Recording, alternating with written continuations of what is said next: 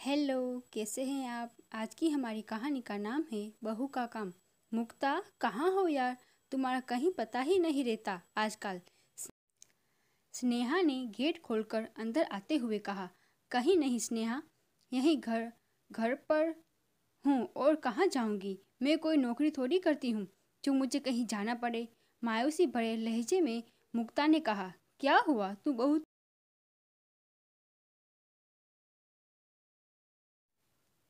बताने से तकलीफ कम हो जाती है।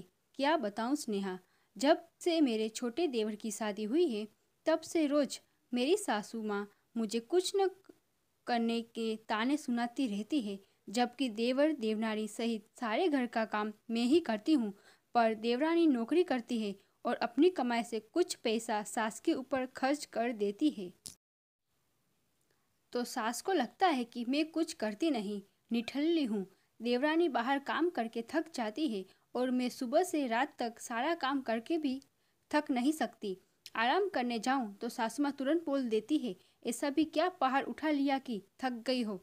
नई बहू सारा दिन बाहर काम करती है, वो तो नहीं थकती। ये बातें मुझे बहुत तकलीफ देती है। तू ही बता, अब मैं क्या करूं। रुआसी होकर मुक्ता बोली। तो ये बात है, इसका भी रास्ता निकाल लेंगे, तू चिंता मत कर। अब जैसा मैं बोलूं बस वैसा ही करती जाना। ऐसा कहकर स्नेहा ने चुपके से मुक्ता के कान में कुछ कहा, जिसको सुनकर उसके चेहरे पर रौनक आ गई। दूसरे दिन दोपहर में मुक्ता की सास बाहर झूले पे बैठी अखबार पढ़ रही थी।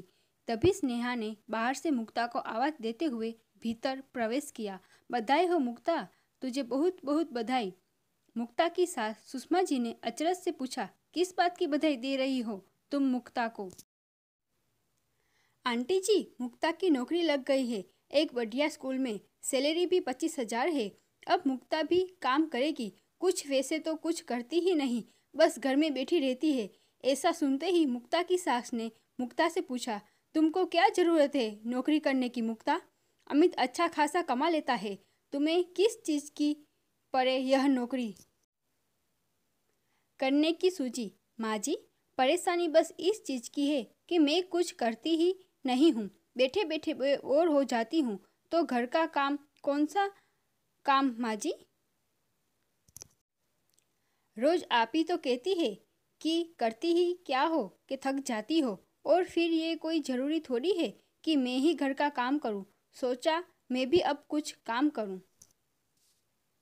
जैसे छोटी बहू नौकरी करती है वैसे मैं भी करूँगी, और घर का काम करने के लिए हम किसी महिला को रख सकते हैं काम पर, या काम का बंटवारा कर लेंगे। एक समय का काम मैं करूँगी, दूसरे समय का नीतू।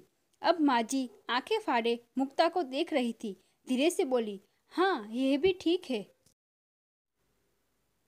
मुक्ता ने अपनी सास से कहा, माँ जी, मैं कभी नौकरी नहीं करना चाहती थी। मैं घर पर सबकी देखभाल करके भी खुश थी।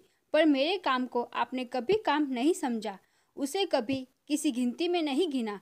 यह नहीं सोचा कि मेरे कारण घर के सभी लोग कितने आराम से अपनी बाकी जिम्मेदारी पूरी कर पा रहे हैं।